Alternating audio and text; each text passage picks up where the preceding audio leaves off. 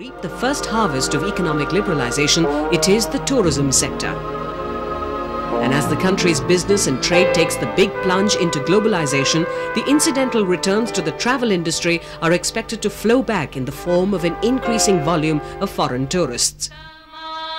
Trends forecast by the annual convention of Indian tourist operators, inaugurated in the capital this week by the Prime Minister Mr. Narasimha Rao, point out the rush from the overseas has already begun.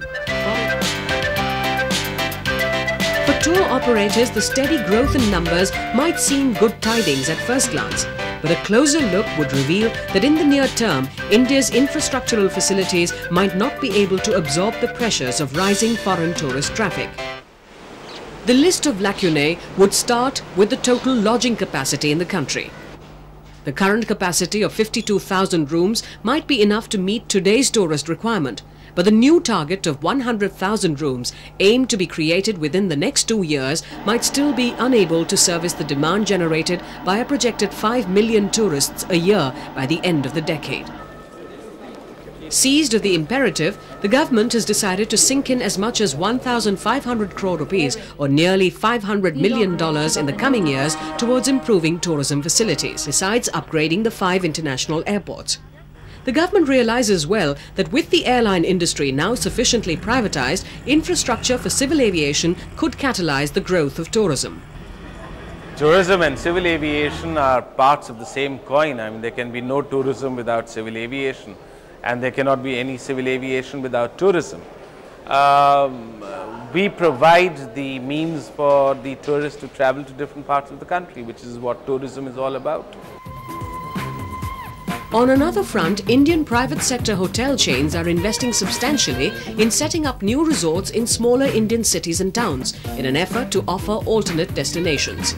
Alongside, smaller outfits are wooing foreign tourists with adventure sports, luxury cruises and heritage hotels.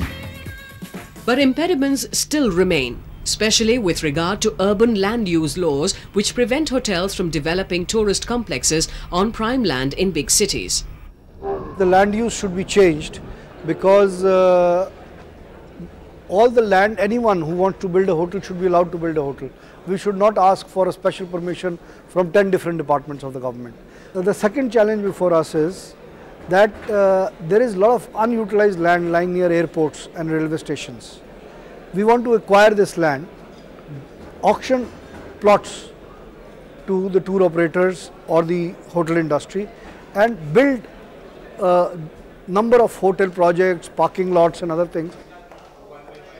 More crucially, experts feel that with 0.4% share of the world tourism sweepstakes, India desperately needs to market itself around the globe as a travel hotspot. The image of our country is not projected well, basically because the foreign media has been biased due to one reason or other reason, and therefore the image which has been created overseas in different countries is not properly projected. We need to change the perception of the foreign tourists and the foreign operator who are marketing India. In a small beginning, the government-owned India Tourism Development Corporation has joined Amadeus, a worldwide computer-based reservation system that should make its hotels familiar to 40,000 travel agents around the world.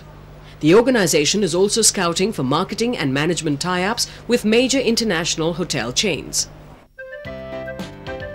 But for a majority of private Indian tourist companies and hotels, their biggest market could be lying right at the doorstep, the growing affluent Indian middle class.